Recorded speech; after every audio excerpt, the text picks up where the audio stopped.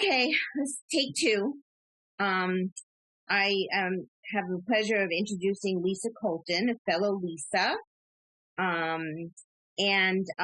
She's, as you can see, great picture of her in the outdoors, co-founder and executive producer of Urgency Now, the Seattle Jewish Climate Festival, and founder of this wonderful organization, Big Bold Jewish Climate Fest. And I'll let her tell you a little bit more about herself, how she got involved, and I think we just take it away, Lisa.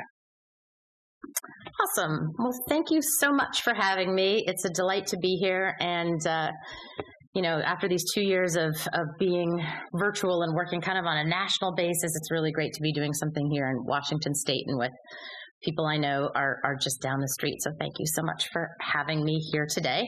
I'd like to just start by asking each of you to note something about our environmental world that has changed for you in the past, let's say 5 to 10 years. Like, go ahead and throw something in the chat, something that's affected your personal life or your family, or something that you observe. Maybe it's how politics are changing or how you're thinking about the next car you're going to buy. These are things that are affecting our daily lives today in disruptive ways that are sometimes difficult to deal with, but also sometimes really productive. And we're going to talk today about productive disruption.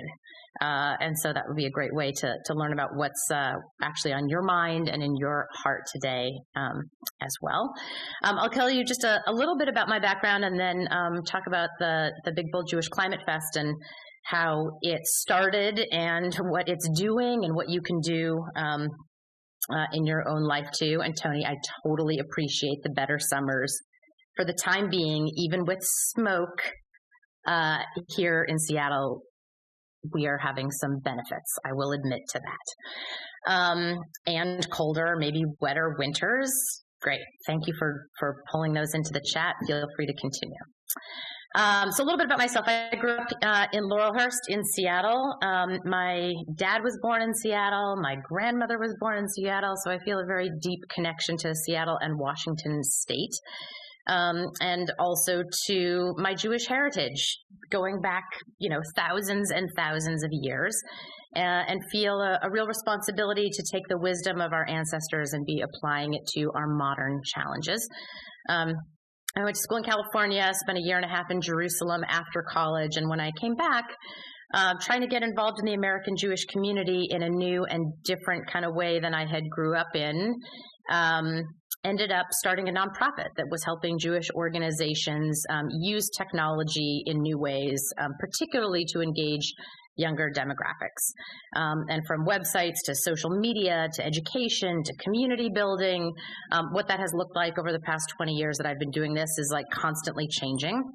But going into the pandemic, one thing that I had a lot of experience with was working virtually and designing for content, education, and a sense of community and connectivity online and virtually, which was a huge advantage. And so that's a little bit of the backstory. I do strategic planning, communications consulting, and kind of a lot of urging people to be innovative in their business models and their community design, mostly in the Jewish community, and then a little bit in social causes and small businesses outside of that as well. So what I'm going to do now is share my screen and just take you through a handful of slides that I have prepared to just kind of illustrate what we did in the Big Bold Jewish Climate Fest and how we got there. So hold on, let me just make sure I'm sharing the right thing and getting it to full screen. One sec. And I hide all the right windows. Oh no, I closed the one window that I wanted. Just a second.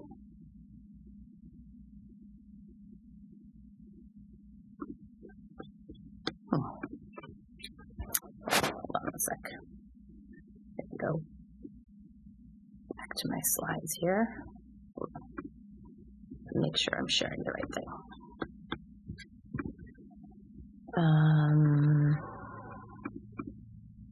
Okay. now, I hope you're seeing the right thing. Do we have the slideshow? Thumbs up. Okay, fantastic. Thank you so much. Way too many windows open tonight. Awesome. So I want to talk to you about leading through disruptive change. And first of all, I want to take us way back in history, because one of the things that Jews are really good at is leading in times of disruptive change. So who knows what this is? A depiction of? You can go ahead and unmute. You can throw it in the chat if you want. It is the temple in Jerusalem, right? So way back when, 2,000 years ago, we had this amazing center of Jewish life in Jerusalem, and then it got sacked and destroyed. And what happened when the thing that our whole religion and society was based around got destroyed? Anybody know? You can unmute, offer a thought, put it in the chat if you want.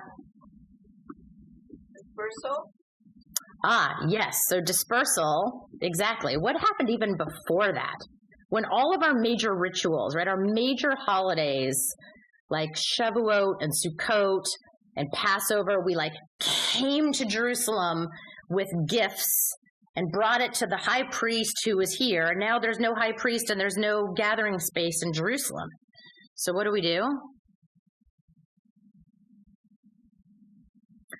We invented synagogues and rabbinic Judaism, which we now take completely and totally for granted. But 2,000 years ago, that was not normative. Everything revolved around the temple in Jerusalem. So here was a catastrophic event that happened that one could have said, and I'm sure at the time many people did say, well, I guess we're done. Whole thing is over. The organizing principle of how we do what we do doesn't exist anymore. But no, some brilliant thinkers, and I'm sure there was a lot of controversy about this at the time, said, okay, what really matters here, and how do we re-architect our society, our norms, our rituals, our structures of authority in order to continue the essence of who we are and what we believe in? And we invented rabbis with authority and synagogues as a place to decentralize and have those rituals in each of our own communities. And then as we all dispersed, you're right, we were thrown in lots of different directions. We did another thing that's totally radical, which is we wrote down the oral Torah. So the tradition that was passed on orally from one generation to the next, when people weren't gathering all in Jerusalem anymore to keep the story straight, right? We all know how the game of telephone works. We decided that wasn't going to work so well when we were all dispersed throughout the world. And so we actually wrote down the oral Torah, which became the Mishnah and the Talmud, so that we would all literally be reading from the same script.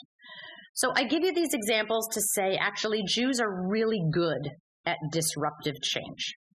And we're living through major disruptive change right now. We're immersed in it, and so sometimes it's hard to see. But I'll give you an example of Encyclopedia Britannica, which was the gold standard of knowledge management literally for hundreds of years, right? We took it as truth. It cost thousands of dollars. It weighed hundreds of pounds. Very few people could actually afford it. Most of us had to go find a library to access it. There were only a certain number of entries, and by the way, it was out of date the moment that you bought it, right? But we thought it was the best thing ever. And now we have Wikipedia, which you might complain about. You might say it's not trustworthy because everybody is crowdsourcing, but it has actually a great standard of accuracy. It is up to date, literally minute by minute. It is published in multiple languages, and it has an infinite number of entries of things that people think are important and worth putting in the public record. So that's just another example of disruptive change that's happening in business models. You could also look at taxis to Uber or Airbnb or the music industry. Like every single industry has been touched by this. We're living through it. And one of the ways that we are living through that is with regard to our climate. And our tradition actually has a history in this issue too. And the origin of the Big Bull Jewish Climate Fest actually came from a conversation that the social justice group at Kavanagh Cooperative, where I'm a partner, we were talking about the story of Noah and how things weren't going great in society. And God said, gosh, maybe we just want to wipe the slate clean. And told Noah that this could happen, told Noah to build an ark. And Noah, different than some other leaders in our history, didn't negotiate with God, didn't try to push back and say, yeah, maybe there's some evil people, but we should really save society. He was just like, all right, I'll do what you say. And he starts building an ark. Now, when you look at this rendering of what the ark might have looked like in full scale, you think if Noah's building this thing in front of all of society that he's living in, you would think it would beg some questions, right? What do you think people thought when they saw Noah building this thing? Probably stirred up a little bit of conversation, right? Like, what's this all about? But Noah didn't really use it, or at least the Torah doesn't tell us he did, as a conversation piece to make a point to get people to change their ways so that God wouldn't have to wipe the earth clean, right? We look at some things that are happening in our society today. The hurricanes are getting worse. The tornadoes are getting worse. The fires that are happening, right? There's lots of things going on, actually, that we can point to that go back to at least being exacerbated by climate change. And they are incredibly disruptive, incredibly public events. They are big news. Our sky goes dark and turns orange for weeks at a time because of these fires. And yet, are we getting the message? Similar to Noah building an ark in the middle of the town square and people didn't quite get the message. So our challenge is to think about how do we get that message across in a little clearer way to actually make change. So when at Kavanagh we were studying Noah, this is in 2019, we started talking about what we could be doing to help contribute to change around climate, particularly in Seattle and Washington State. We have a governor who was very forward thinking about this. And so we started thinking about what Kavanagh could do. And decided that one of the ways that we could connect to this issue was to educate the Jewish community about what the Seattle City Council was trying to put forth in terms of making climate-friendly decisions for our city. And we invited three city council members, or two city council members, and one gentleman who was really involved in helping the city council develop its policy, to come talk about that process and what they have decided and how the citizens of Seattle could help support the implementation of that plan. And then we invited Nigel Savage, he's since stepped down as the CEO of Hazon, which is one of the major kind of Jewish environmental organizations. And then we thought, gosh, if we have all these amazing guests, this shouldn't just be for Kavanagh, this should be for anyone across the city who wants to come participate. And that was the origin of the Urgency of Now, Seattle's Jewish Climate Fest, which happened at the beginning of 2020, just moments before the pandemic, where we were all still innocent and ignorant that this all would come down crashing on our heads. And we invited all the other Jewish organizations in Seattle who wanted to participate to be part of this. And we anchored it in Tu B'Shvat, which is kind of the Jewish Earth Day, the New Year of the Trees, which over time has become kind of the environmental or Jewish Earth Day kind of holiday, which we thought was appropriate for this conversation. And so instead of every synagogue doing a Tu B'Shvat Seder where 25 people are eating dried fruit, we thought, gosh, let's make this more about action and education around climate. So you'll see listed here the variety of events that local organizations contributed to the festival. Our keynote event with the city council members and Nigel Savage was at the Collective downtown on Dexter. And we had a few hundred people in the room and a really vibrant conversation about why this matters so much and how here in Seattle we're really leading in a lot of ways on policy. And then there were seders and there were nature hikes, and there was art, and there was tree planting, and a whole bunch of other opportunities for people to engage with Tu B'Shvat. Maybe some of you were part of that as well. So at the conclusion of that, everybody said, gosh, we should do this in multiple cities. And we thought that would be a great idea, except then the pandemic happened. And so as the next year rolled around, we thought, you know what? Oh, I think I skipped a slide here. Hold on. Yeah, here we go. There we go. We thought, gosh, we could do this online and make it a national event instead of just a local event. And just a few months before, I had produced the Great Big Jewish Food Fest at the very beginning of the pandemic, noting that so many chefs and cookbook authors and caterers and experts in the food industry had their businesses closed. And so many of us were at home cooking more than we ever had. And I kind of did the overlap of that Venn diagram, and I thought, gosh, there's something here that would be fun and relatively easy to do online, even though it sounds ridiculous to throw a food festival online where you can't taste or smell anything. But 25,000 people showed up from all around the world to learn and cook and share together. And it was an amazing sense of community. So knowing that that template had already worked, we applied a lot of those same lessons to the Climate Fest and launched the Big Bold Jewish Climate Fest, which happened in Tu B'Shvat of 2021. And then more recently, we just did it again this January for Tu B'Shvat of 2022. So a few examples of what that looked like. You know, I'll back up a second to say in many faith communities, we're trying to connect our values and our sense of responsibility for one another and our sense of responsibility for the earth and God's creation, and to connect those values to our actions.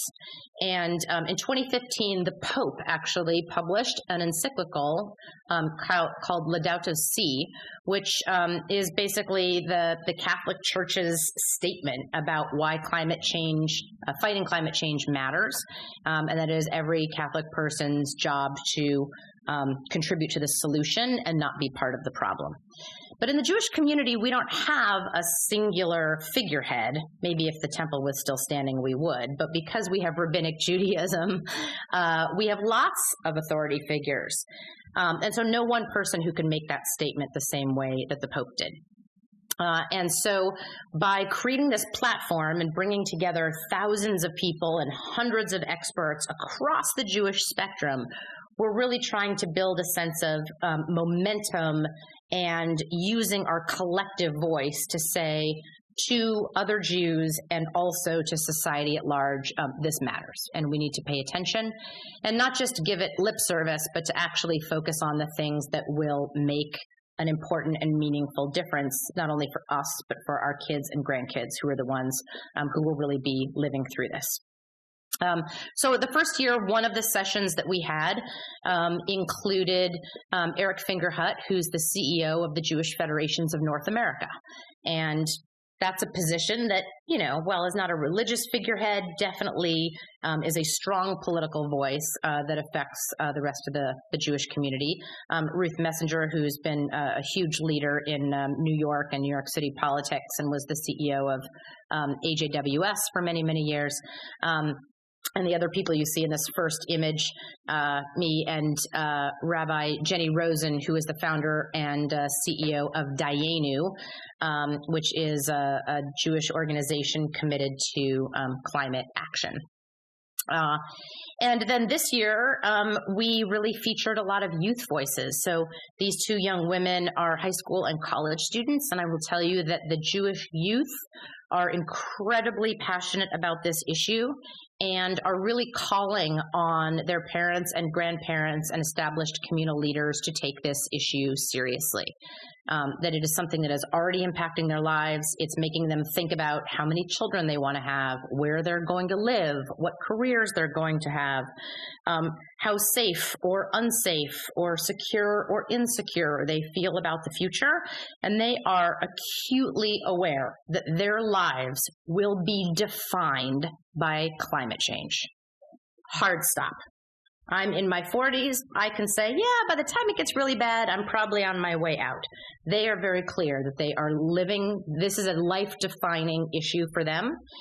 And while they don't expect adults to be able to solve it quickly, because it's not a problem that can be solved quickly, they do know that adults are the ones in positions of power and authority now, and the clock is ticking. And that if we don't reverse this in the next 10 years, it is going to have really catastrophic consequences for their generation and for their kids and grandkids. So they're asking us to take it seriously and to take action.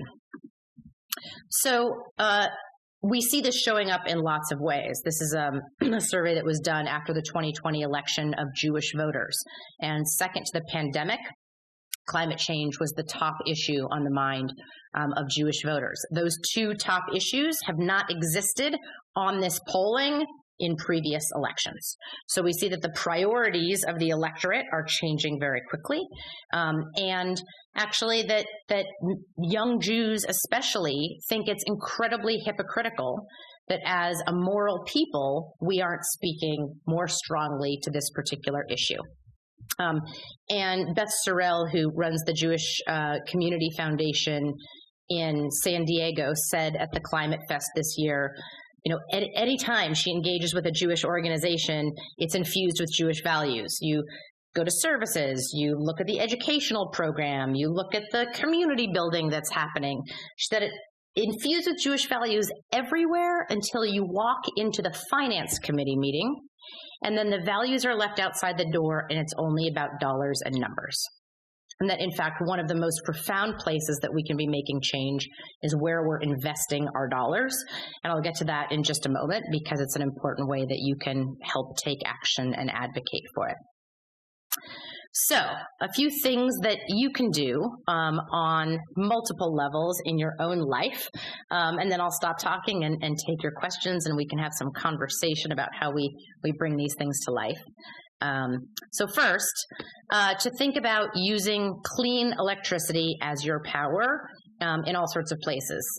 Here in Seattle, actually, they've just passed a new building code that any new construction can't have gas in it anymore, as a way of trying to minimize our use of power that isn't so clean.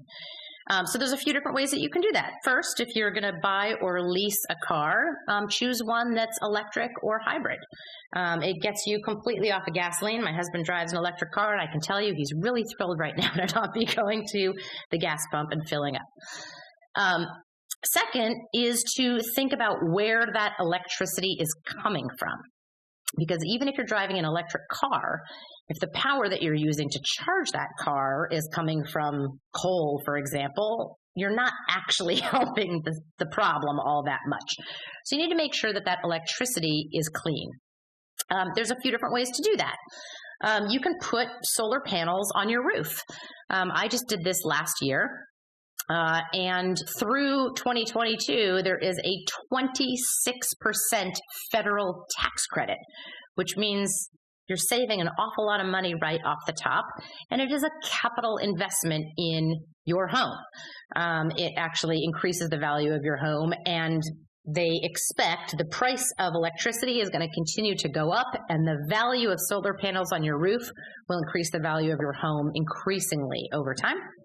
And that the technology is now at a great place that you can feel really confident about those investments. I have an app on my phone where I can actually see how much power is being generated at any given time relative to the use, which in the summertime in Seattle with our really long days is phenomenal.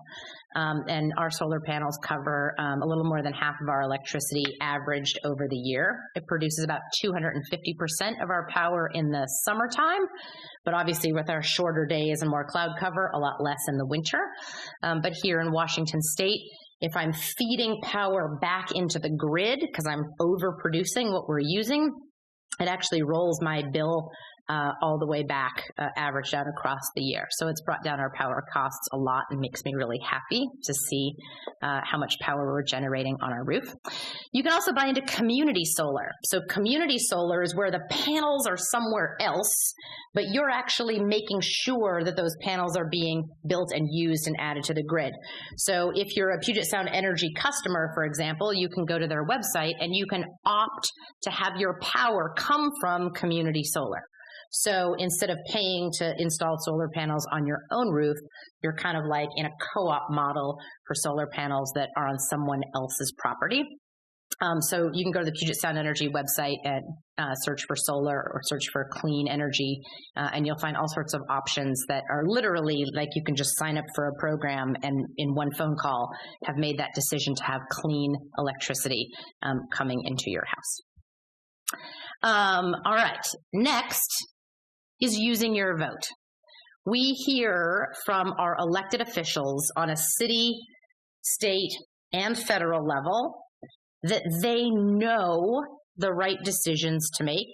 They know that those decisions are important and critical, but they need to hear it from their constituents.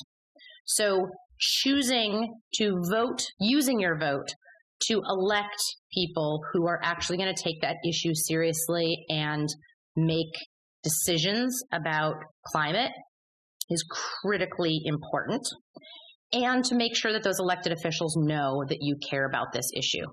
And that can be signing petitions, it can be sending them an email, it can be raising your voice. The louder we make this issue, the more of a mandate our elected officials have to make strong decisions that make a really big difference. We know that policy and dollars are the things that are really going to move the needle. By all means, turning off the light when you leave the bathroom is really important. But that alone, even across millions of people, is not actually going to solve our climate issue. But the decisions that our elected officials make and how we invest our money makes a huge difference.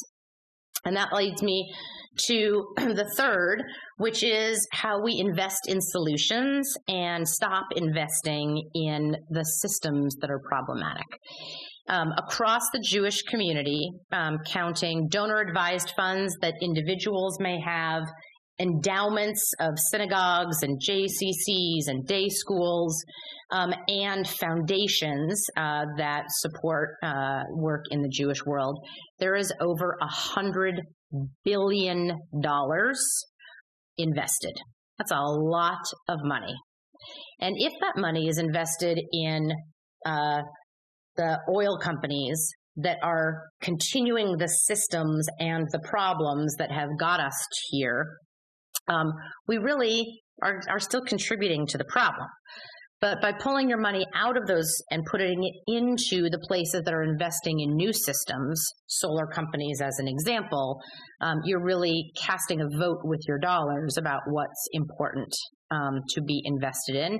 And by the way, the research over the past couple of years is that those investments are incredibly successful. So while 20 years ago, this question of pulling out of the oil companies and investing in renewable energy might have had consequences on the bottom line, the fact of the matter is now you're getting great returns in these funds that are investing in clean energy. This also applies to your personal investments as well. But one of the things that you can do as an active member of the Jewish community is to encourage the organizations that you're involved with to move their endowments into funds that are socially and environmentally responsible. Congregation Beth Shalom, just over the past few years, has gotten really active about this and worked with the Jewish Federation of Greater Seattle to create an option to have these socially and environmentally responsible funds available. So the Federation actually manages the endowments of many organizations in our community, and now you can opt in to have your donor-advised fund through the Federation or your synagogue's endowment in these more responsible funds. And that collectively makes a really big difference, and also models to the community that you're literally putting your money where your mouth is and connecting Jewish values to our actions in the world. And so with that, I will wrap up and am happy to take any questions about the Climate Fest, about any of those 3 recommendations that I just made, or anything else you want to talk about. Feel free to unmute and share your thoughts, ask questions, or put them in the chat if you'd like. I just want to say I am very impressed by the complete story that you told, with the complete understanding of how things came about, and as a Jewish people, what our values are and what's important to us, and it makes total sense what you're saying. So, you know, I've always heard, okay, don't leave the lights on, but I mean, of course, that's just one teeny little part, but not enough. And that was an interesting comment. So it's some of the bigger things. So maybe I should let my husband buy the electric car that he wants to buy. Yes, about the electric car. I mean, it's amazing how we're seeing that shift so quickly. And as corporations especially make big shifts, I think it's Amazon actually has committed to being, I don't know if it's carbon neutral, but, Climate Pledge Arena, they're like in it. They put it in big green lights. And they are actually getting rid of their entire fleet of Sprinter vans and moving to electric vehicles. So generating that power cleanly and powering their entire delivery system on clean energy. That's a big commitment. Now, they're going to sell those Sprinter vans and somebody else is going to buy them, right? But overall, if we look at the whole systems in our society, we need to think about how do we actually re-engineer the whole system to be healthier. And, going back to the example of Uber for a moment, one of the things that's really amazing about the shift from taxis to Uber, it's not just about like how you call a cab on your phone or how you pay for it. It's actually shifted how people think about transportation. So way more people use Uber than ever would have called a taxi before. And take that to the next level, a lot of people are giving up their cars or only having a 1-car household instead of a 2-car household and just using Uber the rest of the time when they need it. And actually, they're saving a lot of money, right? Not only buying the car, but the insurance and the maintenance and the parking and whatever, right? So that's actually like a system change, how people are thinking about their own transportation needs. And then take it to the next step. City planners are starting to say, gosh, well, people are Ubering all over the place. We can take this lane and turn it from cars into bikes or buses. And we can change our zoning laws to say, instead of creating all this parking, like we can actually put up more apartments and help try and solve the homelessness problem with that land that's so precious now. So we can see that when we think about it, not just as a like, I'm going to make one different decision, but actually we as a society need to re-architect our energy system. Right. Okay, so how can each individual be part of re-architecting that system? And that's part of why your money and your vote counts so much more than turning the light switch off, which you should also do. But, we need to be thinking on a big scale too. So it makes total sense with the restructuring of the entire cities based on all these decisions and with planners and what's going to be the next, best way to promote, all this saving energy. It's a scarce resource, and you bring up a lot of good points. I just want to say, anyone else have any questions? So comments? Thomas or who? I have a question. So throughout history, Jews can agree on one thing and probably one thing only, that we never agree on anything. So I think that you have a great group that is behind your views, but are there alternative views in this? I don't know that there are or not, but what would they be if there are? Great question. I mean, I would like to say that the science is pretty darn clear, And look, I studied environmental education and biology in the 90s, and it was abundantly clear then. And here we are 30 years later, now societally just starting to take it seriously. And the experts say that if we haven't really figured this out in the next 10 years, we've missed our chance. So I think the real conversation is, what are the most impactful and maybe realistic levers for change? And one of the most complicated things about this issue, which I think we've now all learned this lesson through COVID, is that we're all in it together, globally. And so what each of us contributes, and by the way, the U.S. per capita contributes way more than most of the rest of the world. One of the ways that we can really think about this is where are the biggest opportunities for change. So as we see China and India, for example, their populations and their energy use absolutely skyrocketing. How can we help those countries leapfrog over? Instead of going from coal to gas and everybody buying a gas car and everything, how do we help them just like leapfrog to the future system that we now can imagine and know what it should look like and how to do it better? But also, I think in this country, because we do consume so much energy based on our existing lifestyle, how we can have those big levers for change. So I think there are multiple levers for change, and we can't do all the things all at once. So picking the things that are important to you and that you really believe in as a great lever for change, I would say that's where you should put your energy. And for me, my talent around this is kind of new ways to bring people together and build a collective voice. So in addition to the few things that I've done in my own family, the way that I felt I could really contribute to this is to bring a moral and ethical people together with a collective voice to say something out loud and hopefully catalyze some important change. Very good. Thank you. Mm-hmm. I have a question, and I will have a follow-up as well to what you said about China and India that I'll get back to. But Sure. I'm actually in the automotive space and very interested in electric vehicles, and I've never heard this sort of Jewish perspective on environmental change. So it's good to hear. I appreciate your input there.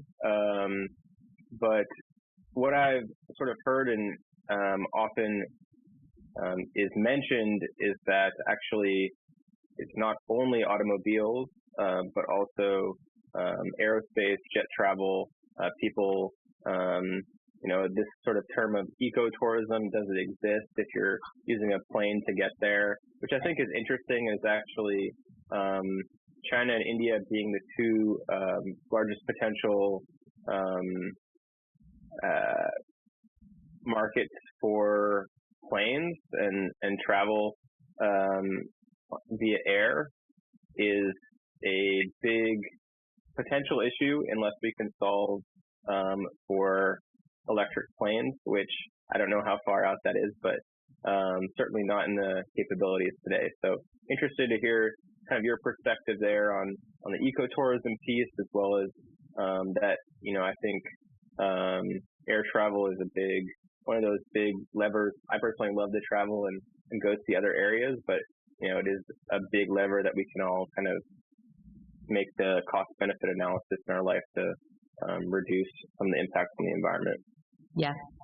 If you haven't already read David Egger's new book, The Every, I think you would enjoy it. Imagine Facebook, Amazon, and Google merge and data optimize for everything in life. And one of the things that they kind of tackle is exactly that question that you were just asking. It's totally true. It's a huge consumer of fuel. I'm hopeful that now that we've all gotten really good at this, that maybe some of those business trips that people were zooming all over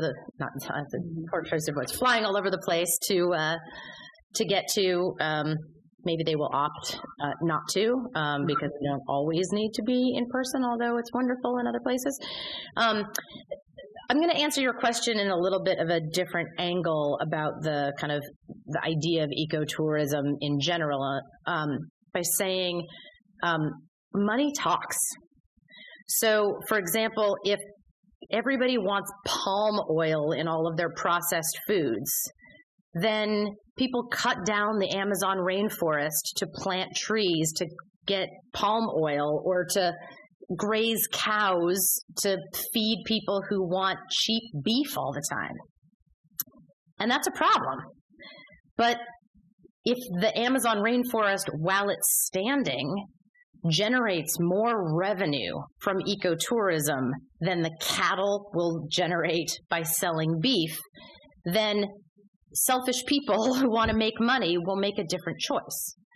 And ultimately, even those of us who are the most thoughtful, like big-hearted, ethical people, we still want to make money and feed our families, and we're still like capitalists and selfish at our core. And I don't say that in a bad way necessarily. It's just like fact of the matter. And so if we can, as a society, put a dollar value on the things that actually we want to lean into, and we make those better economic choices, then we're doing the right thing. You know, we'll lean into doing the right thing that much more. So, for example, if the price of gasoline goes up to $7.50 a gallon, all of a sudden your electric car that's a tiny bit more expensive is looking pretty good, right? Because it's actually in the long run going to be cheaper. I made the same calculation about the solar panels on my roof. By the way, if you're interested in solar panels, one, my brother works in the solar industry and he can get you a friends and family discount. Number two, I didn't know this before I got into it. They start by just looking at a Google satellite image of your house, and they can give you a pretty darn good estimate of what it'll cost and how much money it'll save you just by looking at the Google satellite image. It's super easy just to be curious and ask that question. And when they gave me that report, it's like, well, I'm paying a little bit more in the first few years than I would have been paying for my normal electricity. But years 5 through 25, I'm actually paying less, even as I'm paying off the solar panels, right? That it becomes a better and better and better economic choice as the cost of electric vehicles or the cost of solar panels comes down and the cost of the dirty decisions goes up. So that was a long-winded way to say, actually, we need to evolve our economy so that people are making the right decisions when it's also the best economic decision. And when we get there, then we'll start to see really significant change. Part of that's internalizing costs. Yeah. Yeah. Good question. Thanks. So, Lisa, do you know anything about carbon offsets, and should we be doing them when we buy things or we fly? Good question. I mean, this is ultimately, this is not my area of expertise, but I would say, there's two parts to that. One is an acknowledgement of the real cost of things like air travel. And we as a society and an economy have basically not internalized those costs. Like taxes on gas or things like that do it a teeny bit, but I would say generally we have not internalized that. So it's a way for people to opt into internalizing those costs.